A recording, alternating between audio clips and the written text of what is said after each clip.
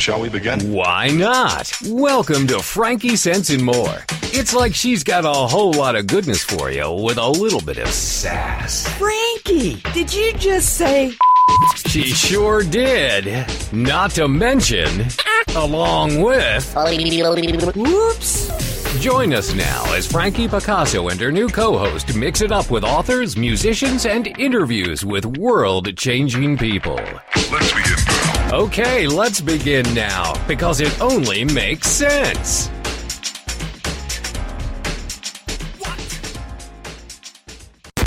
Shall we begin? Why not? Welcome to Frankie Sense and More. It's like she's got a whole lot of goodness for you with a little bit of sass. Frankie, did you just say... She sure did. Not to mention, along with... Whoops. Join us now as Frankie Picasso and her new co-host mix it up with authors, musicians, and interviews with world-changing people. Let's begin, pal. Okay, let's begin now, because it only makes sense. And hello there, and welcome to Frankie Sense and More. I am so happy that you all are here with me today. There's Fred. Say hello to Fred. Hi, everybody. How are you? Fred. If you're a longtime listener, then you will know that Fred or I usually tell you a good story of the day that aligns with the United Nations global goals. But today we have my good friend Gabriella Van Rij, a ray of sunshine. She's going to do that for us. Also joining us a little bit later in the show is Dondi Dahlin, and Brent Marchand, who is our resident movie correspondent, is here because it's the end of the month, and that's when he comes. So how's everything going, Fred? They're going fabulous. I had my baby Monday. I'm happy. I didn't sleep. Thank you. What did you have? Tired, I have to admit, but I'm here. I'm sorry? What was it? A boy. A boy. Oh, why? It was both extremely wow and extreme. I've never seen something like this. So I my hats off to women out there who have had children in the past. Well, congratulations. Oh, what an experience. What did you name him? Evan. Evan, nice. Evan Bye, nice. Good job. Well, congrats again. Yeah, Evan B.A. I'm so happy for you. Thanks. Let's meet Gabriella. Gabriella Van Rij. Gabriella is a speaker. She's an author. She's a kindness activist who believes that we as human beings have dropped the ball when it comes to kindness. And she has picked it up and she's running with it. And this month, starting tomorrow, Gabriella is going on a road trip across the U.S. Wherever you call her, she's going to be there. Let's talk to her about her big journey that's coming up. Hi, Gabriella. Hi, Frankie and Fred, and thank you for having me on your show. And yes, it is so exciting to actually do this campaign. It's a little bit crazy, I got to honestly say. 30 days on the road in a car with my manager, Bobby, and we're stopping at all the schools. We really wanted to bring awareness about bullying and cyber torment because October is National Bullying Prevention Month. And what is so important about this is that a lot of schools cannot afford a public speaker. So we're doing this by donations only. So with other words, there is no excuse for me not to go to a school or for a school to say, no, Gabriella, we can't do it. You can do it because, like I said, if you pay nothing because you really can't, or if you want to give us a gift certificate of McDonald's or just a personal hug, it's all good. It really is because you know what? It is about these children. It is about them, and I want them to be central this month. We're going to 12 states and 29 stops. Frankie, how scary. Wow. Wow. Now, Gabriella, you are no stranger to bullying. You know, you have been tortured for many, many years. Why don't you tell the folks about your beginning and how you got to be the kindness activist you are today? Well, I'm the kindness activist because you know what I realized while writing my first book is that someone picked up the ball of human kindness for me so long ago in Pakistan. So I was in a Catholic orphanage in Pakistan, which is already strange to begin with, born as a Muslim orphan, being in a Catholic orphanage, getting the name Gabriella. I am no stranger to conformity. But then I got really lucky. And at 3 years old, this Dutch couple comes out of nowhere and decides to adopt me. And that's great. And you would say, okay, life goes super after that. But no, it didn't, because you know what? In Holland, nobody looked like me in 1966. So people said, go home, there must be something wrong with you.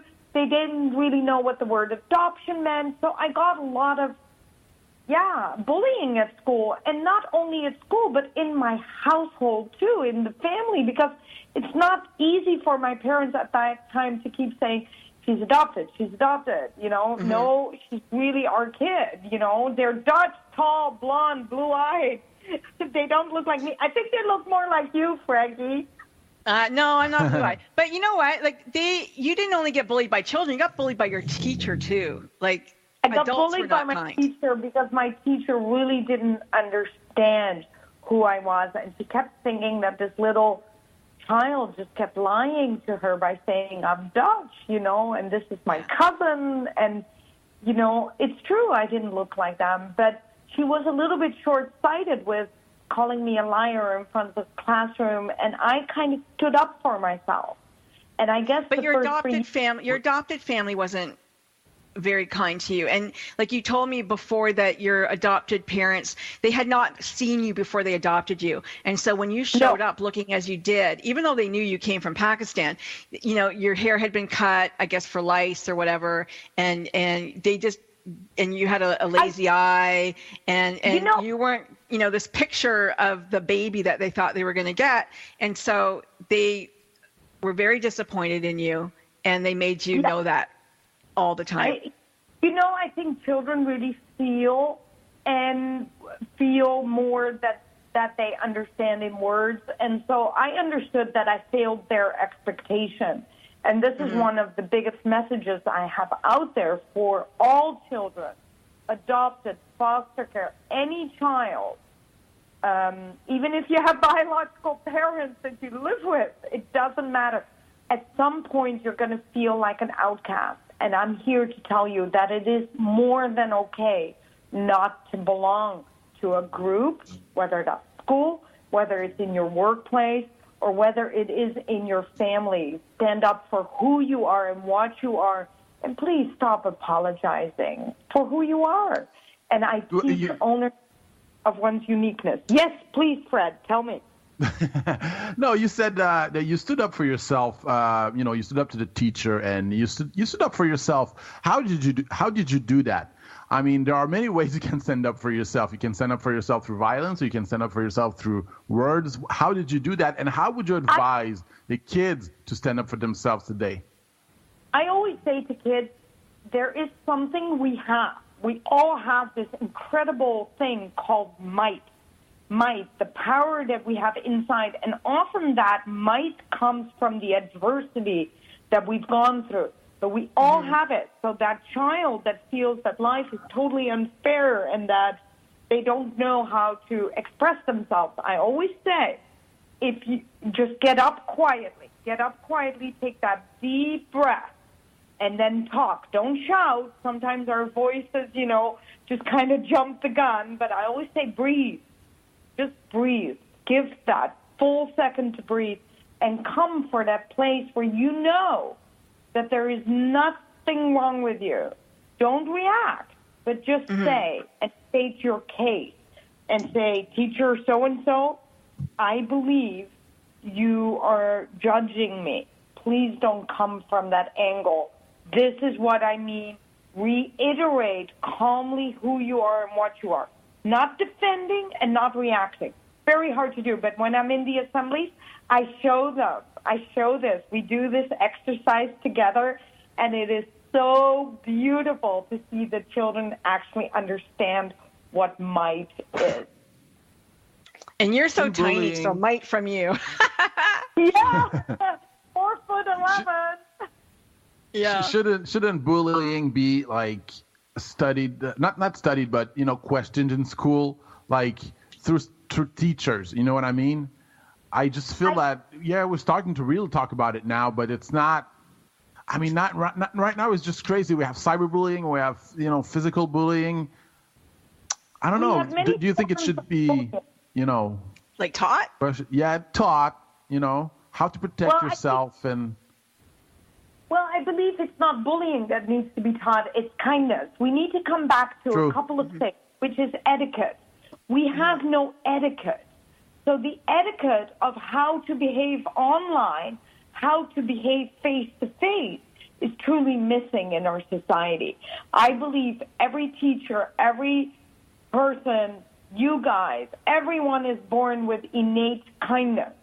But through our communications, which are truly lousy, we don't watch our delivery, I think we need to bring back that etiquette. And so it's better to teach the steps of how to do that and then kind of put bullying or cyber torment in the umbrella of the etiquette, because I would like to see every child in America and in the world learn how to behave. Because if we are monkeys that mimic our parents, then we're in deep trouble. Yes. Because our parents but don't you think, Gabriella, that the bully is usually the one who is filled with fear, who really himself is the one who is most insecure, rather than the one that they're bullying? Of course. Yes and no. Yes. But and when it's an adult that's doing the bullying, it's very difficult for a child to express themselves, because it is an adult, not just a fear of talking to an adult, but just because they have the power. We're going to go to a commercial break in just a minute, but you might want to address that. And when we come back, Dondi, we're going to talk to you, and I think that you have some ideas about who Gabriella is within your system. I'd be interested to hear that. Gabriella, how would you tell a child to speak to their teacher when they feel bullied? For me, to tell a child how to speak to their teacher is, we're going to have to talk about that when we come back. I'm sorry, we only got 30 seconds to do that. But when we come back, we're going to speak a little bit more with Gabriella Van Rij, where you're going to speak to Dondi Dahlin, who has going to show us this amazing 2,000-year-old system, personality-wise. And Frederick's going to be here. We're so happy that you have your new baby. And a little bit later, Brent Marchand is going to come on the show. Don't go anywhere. We're coming right back. Heck no, we're just getting warmed up. Frankie Sense and More will be right back after we pay the bills. It's merging never hurt. Got a lead foot? According to state troopers, here's what not to do when you get pulled over. Don't be a lachrymous and start crying right away. It doesn't help. But if you're under 20, crying won't be held against you. Don't ask for a break, and don't yell or start any argy-bargy. And one trooper said, if they're going to flirt with me to get out of a ticket, it would probably insult my intelligence. But unfortunately, I don't get hit on all that often. So flirting or being a gill flirt won't work.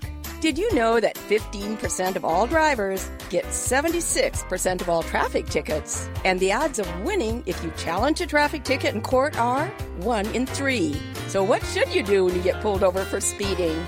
Be courteous to the officer, and most of all, be honest. It's merging never hurt. I'm Carolyn Davidson, and you can have fun challenging your words you never heard vocabulary with my free app, Too Funny for Words. Reaching out from the heartland of the United States with quality programming, this is TogiNet Radio. If you could live your life truly standing in a place of peace, joy, and abundance, wouldn't that make your heart soar? Now you can, with Lessons in Joyful Living, with your host, Kimberly Rinaldi, Mondays at noon Central. Kimberly Rinaldi, having created a highly successful coaching practice, now teaches Lessons in Joyful Living. She believes in empowering others, and that through it, you have the ability to break through any and all barriers, thus allowing you to reach your greatest potential and joyfully step into your life's purpose. What used to take weeks, months, or even years, she can now teach you in a matter of hours with her programs. For more on Kim and her show, go to her website, KimberlyRinaldi.com. That's RINALDI.com. Then join us for Lessons in Joyful Living with your host, Kimberly Rinaldi.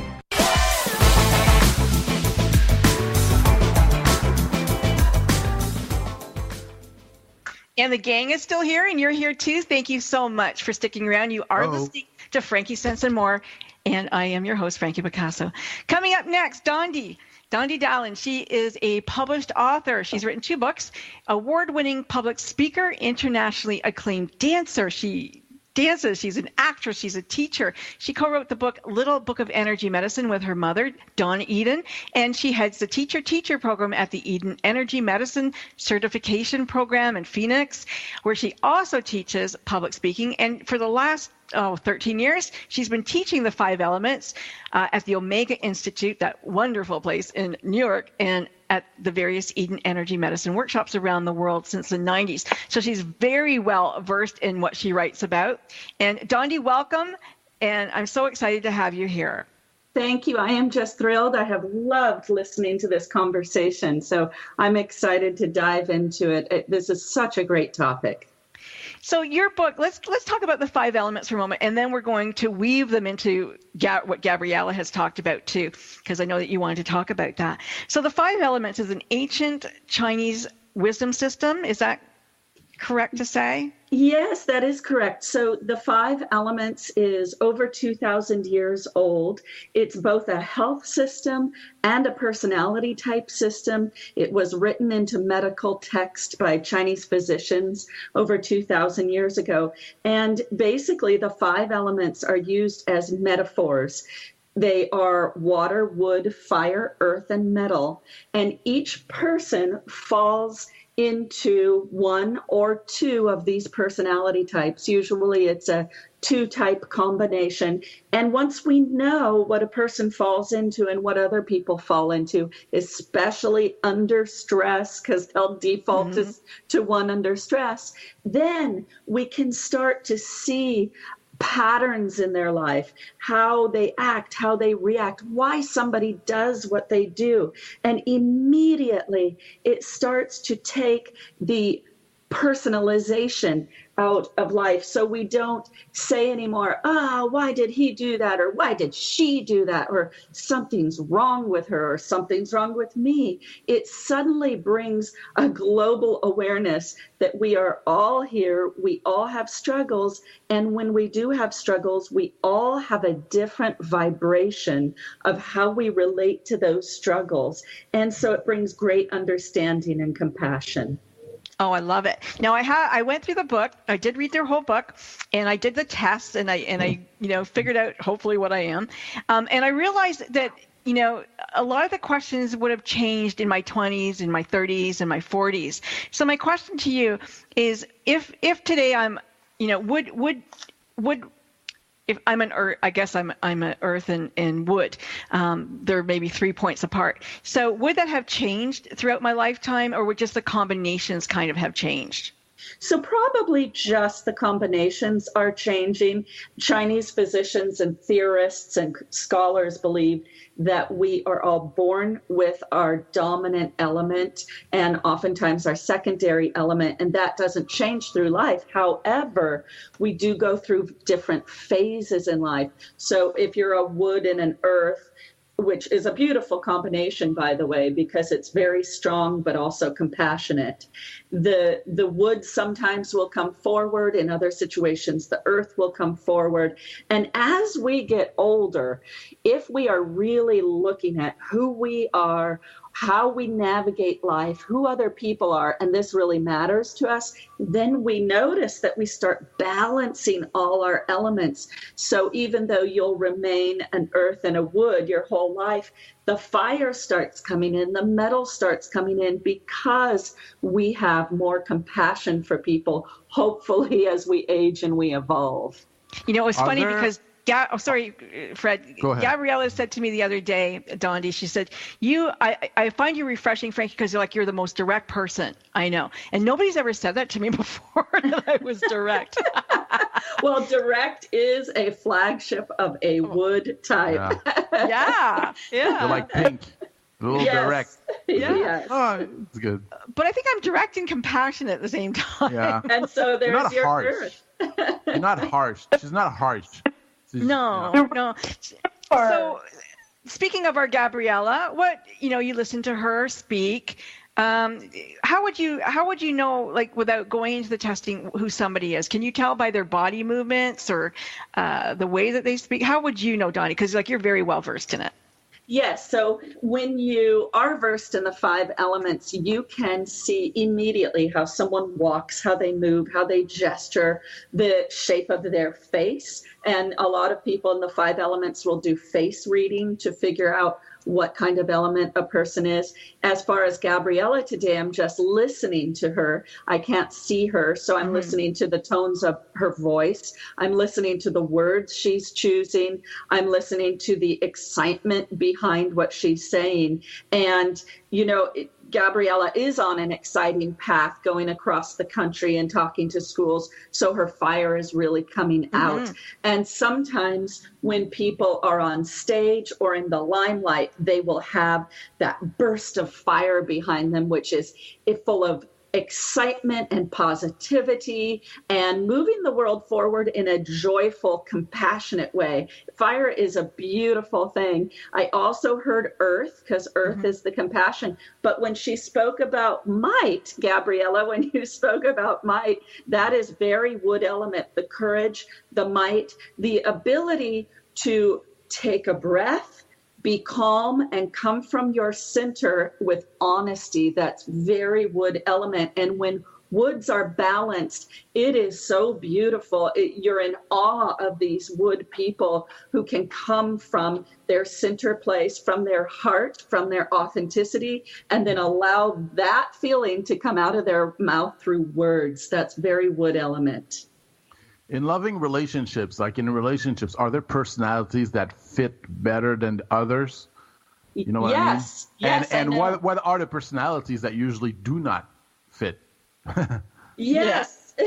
So in my book, The 5 Elements, I write about this, and the ones that don't fit, I'm calling them the button pushers, and the ones that do fit, they're on a flow cycle together. They flow together.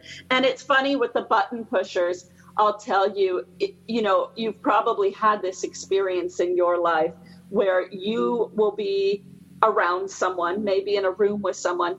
They didn't have to talk. They didn't have to do anything, but they're just irritating you. Yes. They annoy you. Oh, yeah. Yes. And we usually feel bad for that because we don't want to be judgmental and we're trying to get over it in our head, but they just annoy us. Well, in the 5 elements, there is a reason for this. It is an elemental vibration called the control cycle, or what I'm calling the button pushers. And so I'll take wood, for instance. Woods are, quote, controlled by metals. Now, when I say this, it is a subconscious thing. I'm talking about energy that 2 people can feel. And again, the wood doesn't have to say anything. I'm a wood, and my sister says, boy, you walked into that room and all the metals hated your guts. And you didn't even say anything to them. And I'll say, I know, it's my wood energy. It just puts them off. So in the 5 elements, we learn to balance that. We learn that if you are a wood, you can relate to metals in a way where they won't feel put off by you and their buttons won't be pushed. But Dondi, when I was doing the exercise, and you won't be surprised by this, when I was reading the metal people, I didn't like them. I instantly didn't like them, and I like everybody. So. But Don, for me, I remember years ago, I could tell when it was going to be awkward with someone. I didn't even need to speak to that person, right? And now, being a little more mature, it's okay, I think you can handle it better. Mm-hmm. I can handle it better. I can but it's still hard. I can sense those people. They're not going to be your best friend, but you can communicate with them. Yes. So there's an elemental disconnect, but you can override it because you've evolved as a human being, and you can now, like Gabriella said, or I think maybe Frankie said this, how you present things to people. You're going to speak a little differently to a metal than you would to an earth, than you would to a water. And when you learn this, it makes all relationships better. Oh my gosh, especially in work, because you learn how to speak to each employee differently in a way that will resonate with them and that will comfort them. But sometimes I ask myself, do they feel the same way? You know what I mean? No. The awkwardness too? Yes, well, if they're on your control cycle, you betcha, they're feeling that way.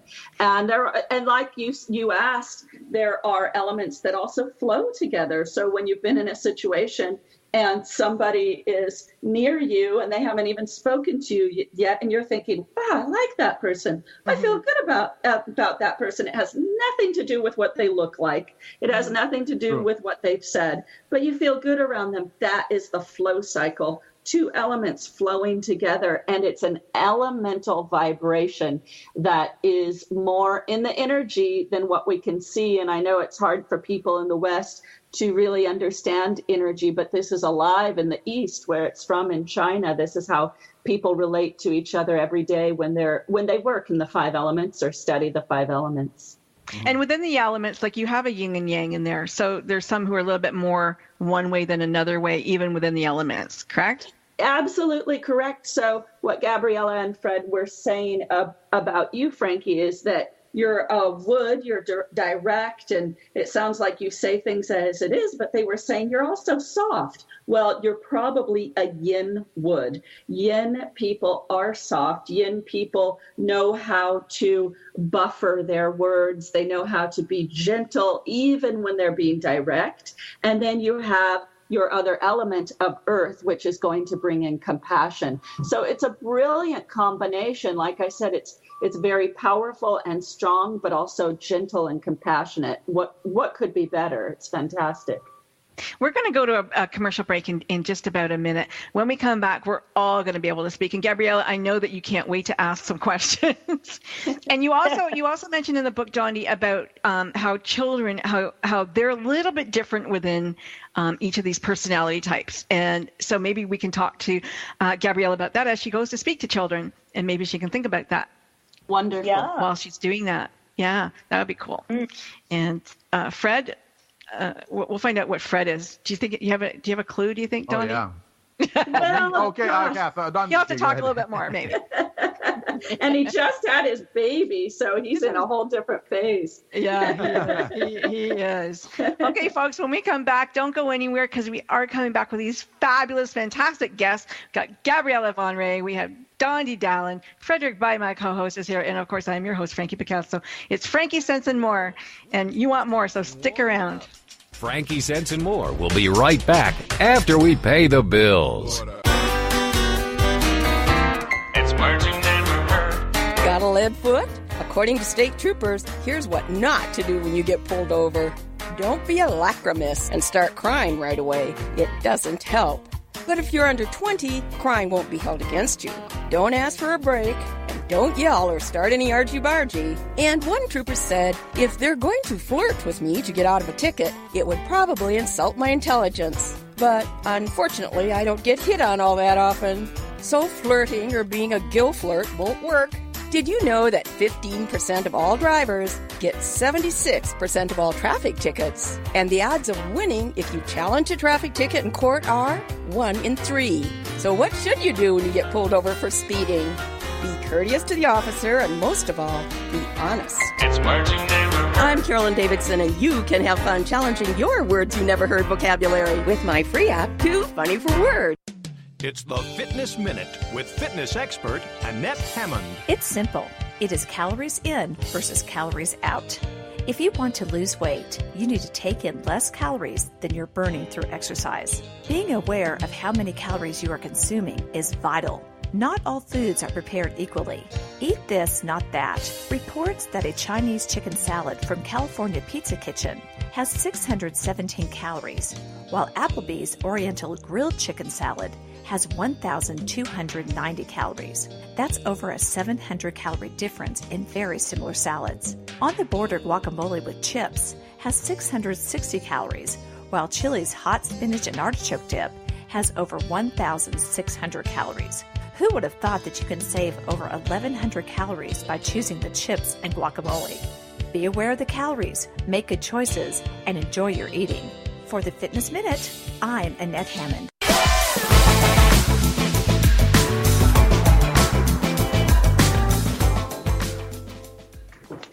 And we're back. I told you we were coming back. Okay, so Dondi, we were speaking to Dondi, and Gabriella, I want to bring you into the conversation now because I'm sure you've got something you want to ask Dondi. Well, I would love to know how knowing about the elements could help me talk to the children better or to aid them better. Oh, great question. Yes, it helps so much. So when you know that, let me take, for example, a fire child. It's pretty easy to tell a fire child because they move around a lot. They're very fidgety. They're usually doing a lot with their arms and their legs. They're either touching other kids or adults or hugging people, or they're running around like crazy. There's a lot of energy in their bodies. And so when you know this, and when you know that it's very difficult for a fire child to sit still for too long, like more than about 20 minutes, they aren't going to be listening to you anymore. They're going to be dealing with this energy that builds up in their body, and they're going to be wanting to move. So maybe, and by the way, a lot of kids around 5, 6, 7 go through a fire stage. So I don't know the ages that you're speaking to, but if you're speaking to kids and you enter an auditorium or a school and these kids are just kind of flying in their seats, you can immediately probably think that, okay, there's a lot of fire energy here, so I'm not going to talk for too long before we get up and do an exercise. You can do an exercise with them. You can stretch with them. You can say, let's jump around let's count to 10 and jump around. And everybody jumps around to get that energy out of their body. And then they can sit back down and hear you again. Their ears will be open. If you know kids are water types, and waters are much more quiet, they're almost the opposite of a fire. They're going to be your kids who are usually sitting alone. The ones, especially when you're talking about bullying, that you're going to really want to reach, because water kids are often the ones who get bullied. It's difficult for them to find that might out of all the elements, to find the might that you were talking about and the courage. And they usually retreat deeply within themselves. So you need to find a way to pull them out of being so deep into themselves that what you're saying, again, they can't hear, or reality becomes warped. And you can do that by speaking softly to them, meeting them where they're at, and reflecting what they're saying, and trying to get them to talk a little bit, not forcing them, but a lot of times water kids can't find their words. And so they're going to be more silent. So once you know about all the elements, you'll be able to walk into these schools and immediately know what kind of group you're dealing with, and you'll deal with them in different ways, as I'm sure you already do, because that's where compassion comes from. People are individuals, and you need to see them and react to them as individuals. Are there types of careers that I'm sorry, Gabriella, I cut you off. You want to go? No, go ahead, Fred. Okay. Are there any types of careers that fit each personality? Absolutely. Yes. So take, for instance, the wood type. This is your type that is always going forward. They're on a mission to get things done. They like to fix things in life. So anything that's wrong, they're going to figure out quickly a way to fix it, and then they're moving on. And These people, you're saying, yes, that's me. These people are very good in businesses and organizations and especially leadership in organizations and management, because they can come into a company, they can see what needs to be fixed, and also the eyes are governed by the wood element, so they're very visual people. Mm-hmm. They see what needs to be fixed, they know how to fix it, they fix it, and then they're on to the next project, and everything moves forward quickly and in a very powerful way. So of course, big corporations, woods kind of thrive in, and they do really well in. Of course, your earth type, who is your type who would do better in social work or counseling. They're the peacemakers. They like quiet. They don't like big decisions. If an earth has to make a big decision, you better supply cookies because they need a sweet to get through it. I always say, if you're in a company and you have a lot of earths, have cookies and sweets at every single board meeting or every single meeting. They need it. Sugarholics. Yes. That's funny. That's funny. What about the waters? Waters are what, usually poets and writers and... Oh my gosh. If you go through the famous artists, the famous musicians, everyone from Kurt Cobain to Stevie Nicks, these are all water types, especially now, not so much the musicians of today. There's a lot of fire in these young musicians like Katy Perry, but the waters, the 1960s, especially, because waters look for meaning in words. The Dylans. Yes, the Dylans. Their song lyrics are going to be poetic and profound and timeless songs. Yes, Joni Mitchell, absolutely. Yeah. These are the waters. They're constantly, life is not really the same for them, not the same for them at all, unless it's meaningful. And that meaning comes in everything they do, including their friendships and their conversations with people. So you're going to get very deep conversations from a water element. Gabriella, I find you be fire all the time. Like, I think you're always, you're like a whirling dervish to me. The way you speak and going out into the world. Like, do you feel like that? I feel actually the three elements. For me, earth, fire, and wood. I would Yep, that's what I said. That's what I felt from you. I agree. I'm a meditator. And when I get up in the morning, I do most of my writing, or I write my articles for the blog or for the Huffington or whoever wants an article on something. So that's the quiet, place that I go to. But yeah, I think the combination, the fire is always there. Yeah, I would say it's always there, but I combine the fire with making a whole audience go really quiet. Bobby, because otherwise Bobby wouldn't cry at the end. Bobby is my manager, by the way. I get a glass of champagne if I do well, and she cries. Otherwise, I get pushed in the car or in a plane, and she says, "Okay, better next time." So how do you keep your energy up? How do you sustain? Okay, you write, you meditate. Is that part of it? I mean, okay, you're passionate about what you do, obviously, but is there something? Go ahead. I feel it's a calling, what I do, and I think the secret to my passion is because everything that I was sad about, everything that I cried for as a little girl in bed, is today my biggest strength. And I think to not have a country, to not have a culture, to not have these invisible constraints that hold me back is why I see so clearly how I can bring another dimension to these children, another, not just a passion, but really by just a mere talk or a mere touch with them and say, hey, I know where you're coming from. I get it. I really, really get it. Now, look at me. Listen. And then when I look to their eyes, that's it. I know they got it, and that's my passion. What's your take? What's your take on the judgments? On the judgments we have on, today, because you're from Pakistan, so on Muslims and all, this community right now, they're quote unquote being bullied right now in many ways. Many innocent people are being bullied too. So am I. When people see me and they say I'm Dutch, they say, no, you're not. You're a darn foreigner in our country. And I go, yes, I am that too. But this is my answer. My answer is so simplistic, but so difficult.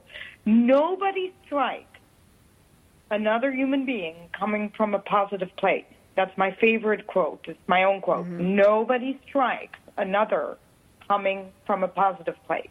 If we understand that, then watching your delivery is the most easy lesson to learn. We are taught to be reactive human beings. The children are already taught that because we're doing it. We can only teach what we know. So I need to have every adult to move back and say, don't teach that to your children. We do not need to be on the defensive 24/7. We understand that when someone says to me, you're a darn foreigner, Gabriella, get the heck out of my country, I always say, hey, this is actually, I'm really glad you say this, because you made a split-second judgment about me and about me being a brown skin color woman, and you made the split-second judgment that I'm bad. So let's talk about it. Let's open the dialogue. Great, let's start. But I can only do that if I'm in a positive place.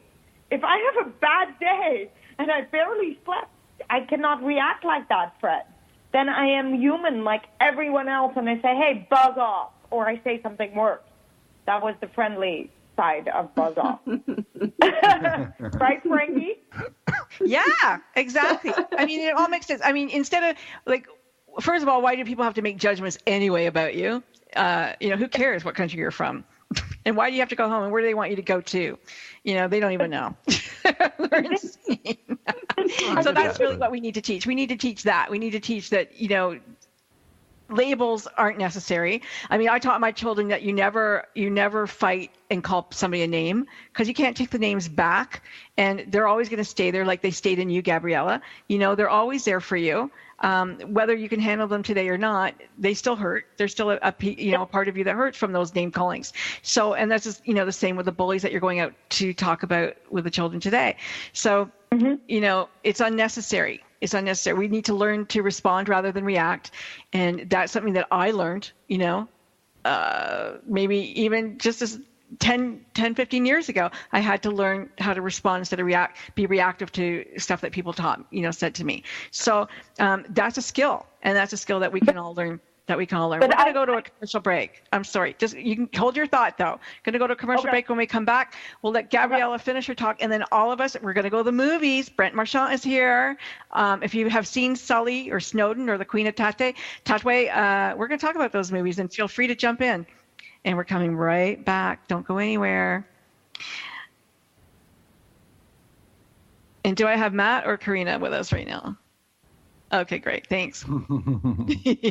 We'll be right back, people. We'll be right back. Heck no. We're just getting warmed up. Frankie Sense and More will be right back after we pay the bills. It's words you never heard. So last night, my husband was laughing as he was reading about the differences between men and women. According to the article, men get single tusks or hiccups more often than women. Everyone knows that women are better at multitasking than men. I'm good at both multitasking and procrastinating, which means right now there are 28 things that I'm putting off until later. What's another word for a person who puts everything off until the last minute? A cunctator. Women blink nearly twice as much as men, and while men can read smaller print than women can hear better. In fact, when a woman says, "What?" she heard you.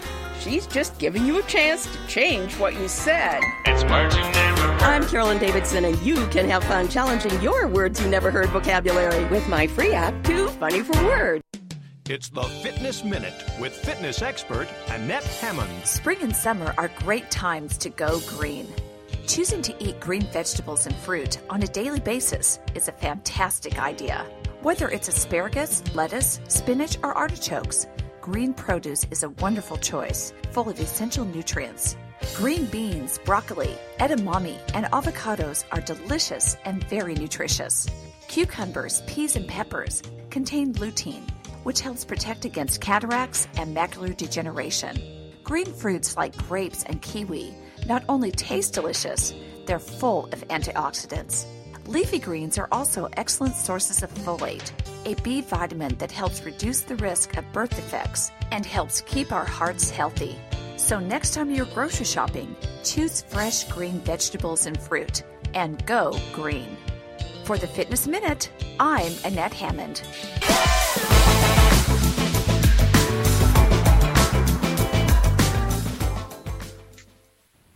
We're about to go to the movies with Brent Marchand, but before we do that, I cut Gabriella off from her question. So let's see, what was it? Well, you were saying something that I really liked. You were saying about that the reaction. And when I'm at schools and at corporates, when I speak, I always teach that the reaction comes from fear. Fear is the one thing that transcends everything, gender, culture, anything, everything, really, religion, everything. And we know that emotion, that horrible, fearful emotion. So when we make a split-second judgment like Fred was asking me, fear is why we are so reactive, and we are taught to then defend where we're standing instead of realizing that it was fear. We then go validate. I think what I see around me and what I teach the most is then we go find buddies that validate what we are saying, right? We're going to find a buddy that says, oh, no, look like a Paki, get the heck out because I'm so afraid of you, right? Yeah, but, so you're going to get your gang to gang up. Yeah, so I to just defend your wanted to position. say that validation is really important for the person that reacts out of a fearful place. Right. Yeah. And that's because there's bullying. There's bullying not just at school. There's bullying in business and Brett, corporate. We're going to go on to the movies too, though. Okay. We got Brent here. He only goes at the end of the month. Let's go to the movies, and then we'll come back when we have time. Okay. So, Brent, welcome. Thank you very much. You went to the movies this month, and you saw Sully. I loved Sully. It was I think Tom Hanks did a great job. Sully was terrific. It's a wonderful picture of heroism, celebrating the achievements of Captain Chesley Sully Sullenberger, who successfully landed his plane on the Hudson River when the engines on his plane were both knocked out by a bird strike. It was really, the recreation of the incident is phenomenal, and watching his thought process and reaction when he's having seconds, literally, to decide the fate of his plane full of passengers is really incredible. It was an incident that became known as the Miracle on the Hudson. Everybody survived. They got off the plane in 24 minutes. But the thing that was really lesser known is that even though he was hailed as a hero in public, during the investigation phase, he came under scrutiny from investigators saying, well, our simulation showed you could have made it back to the airport. Why did you do what you did? So he had to face a second challenge. And I got so upset by that. Yeah, I mean, I got so upset by that. The level of heroism that he had to exhibit, not only once, but twice, going through this whole process was really pretty, really required a lot of fortitude on his part. As I understand it, the contentiousness of the investigation in the movie is a little bit played up for dramatic effect compared to what really happened, but still he was being second-guessed, saying, well, you could have done it differently. And he said, well, you weren't there. Yeah, you just saved all the souls on the plane. Forget about that. Yeah, crazy. So what kind of a personality, Dondi, would a person need that doesn't get upset by being, challenged by something like that? Like you successfully save, 280 people or however many it was, and then the airplane folks come to you and they go, oh, well, you could have made it back to an airport. We don't like what you did. And he knows that he couldn't have. He goes, nobody's ever done this before. But he never got upset. Not once did he even, show that emotion. Now, I would think, is that a metal? Well, it could be a mix of metal and wood. Woods are they're very solid in their beliefs of what's right. They're usually very, very practiced in what they do or well-researched in what they do. Even though he had never been through anything like that, he had probably thought, as many pilots do, of every scenario that could happen. So by the time that moment came, he pulled on his wood element for courage, probably his metal to remain calm, and the combination of that allowed him to do what he did. It's absolutely phenomenal. And it was really amazing because one of the things that he kept saying in the wake of it, too, was, I was just doing my job. Yeah. But a lifetime of being a pilot, I mean, that's what I think they forget, is that lifetime of instinct, right? Yes. So Snowden. Well, this is a very controversial film in a lot of ways because people have very polarizing views of this character in the first place. Ed Snowden, who was the U.S. government intelligence contractor who ended up blowing the whistle on some of the secret plans the U.S. government was carrying out to spy on U.S. citizens. The recreation of the events associated with that story are portrayed in this film with Joseph Gordon-Levitt in the lead role, who does an absolutely phenomenal job of capturing Snowden's mannerisms and vocal inflections and so forth. What I find most impressive about this movie is that it goes beyond just saying what happened. It goes to a really this amount of detail to explain why it happened, understanding the motivations, understanding the implications of his actions and so forth, which hasn't necessarily come out in a lot of other vehicles before this point. So that's one of the things that the movie does a really terrific job is it gives you an idea of the backstory behind what happened. I really encourage viewers to go into this movie with an open mind, including those who might not have agreed with what Snowden did, because I think they may very well come out of it with a changed perspective to understand that he really was acting as a hero and not as a traitor. I agree. I totally agree. But you know what? I don't. Nobody wants Big Brother. Nobody wants to be spied on. I mean, it's horrific, really, when you think about it. I love the Queen of Tatwe. It's a wonderful, heartwarming movie. It just opened in limited release last weekend. It's going to be going into wide release this weekend.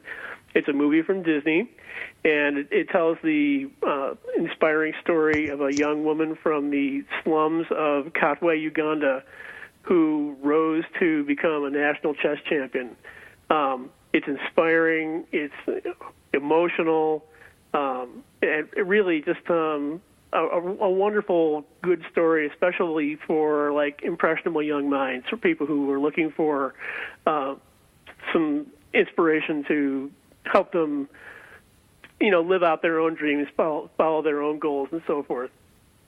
I think what was really neat about this movie was that the young star, she was from the slum, the neighborhood over. Yeah, that's she's really, she's a Medina Nalwanga. She's a newcomer to acting, and she does a terrific job. She's really was very fortunate to have a terrific cast of supporting players helping her out too, with Lupita Nyong'o as her mother, and David Oyelowo as her chess mentor. This movie's it's starting to get some award season buzz. I'm not sure how much it's going to pick up, but don't be surprised if maybe you see some acting nominations coming out of this one. Have anybody seen those movies? Any of you, or the trailers for them? No, I have a 7-year-old, so I don't go to movies. I saw Sully. Did you see it? Yeah, Did you like it? Sully. I loved it. Loved it. Yeah. I thought it was a great movie. What I love about Queen of Tatwe is that it really shows that it doesn't matter where you come from, you can become famous if it's your destiny, really. I love that. And it's amazing too, because this is someone who really has everything stacked against her. I mean, she's illiterate. She comes from a family with a single mother as the head of the household. They're financially destitute. Their living conditions are, quite difficult. And yet she still manages to rise above all that and become a master of her destiny. Do you know where she is now? She still lives in Uganda. She's helping to encourage younger chess players. So she's giving back from what she got herself. Yeah. Oh, awesome. Which is it's an impressive accomplishment in itself too. So. You want to talk about what? I'm sorry. The Beatles. Oh, the Beatles. But this is a lot of fun. It's interesting how their influence is still around after 50 years. If you're looking for a movie that really does a great job of explaining what a rock band does to help define the meaning of a generation, this film does a great job of that. It's fun. It's uplifting.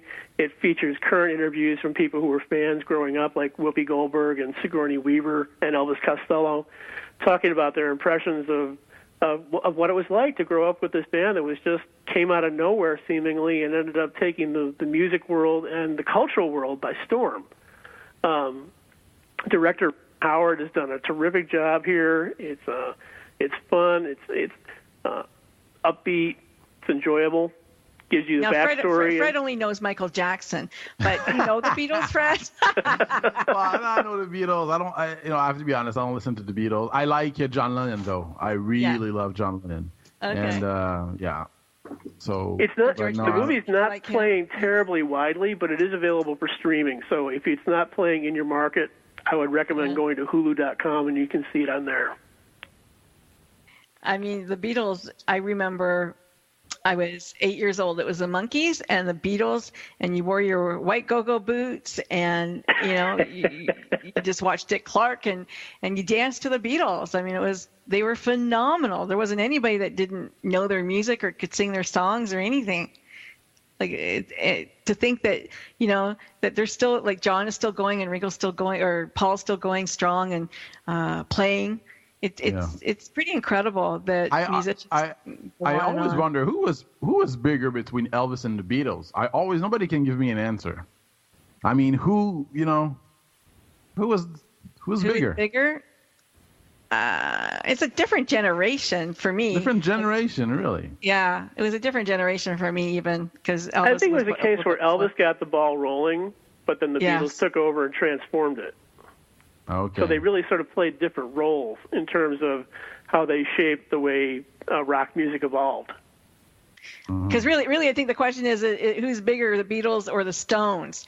But we've got a minute left. So let's, our guest, Gabriella, can you quickly give us your website, please?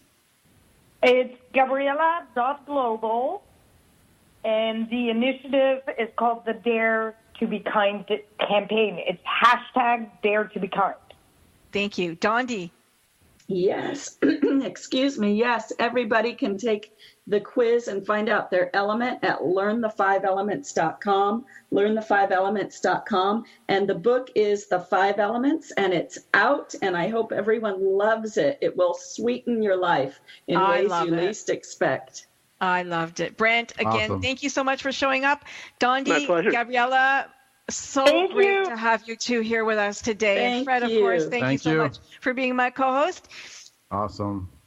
Yes. And everybody out there, we will see you again next week for another Frankie Sense and More. Can't wait to see you. We're going to go on the road next week again with Moments of Happiness, I think it's called. We'll see. Awesome.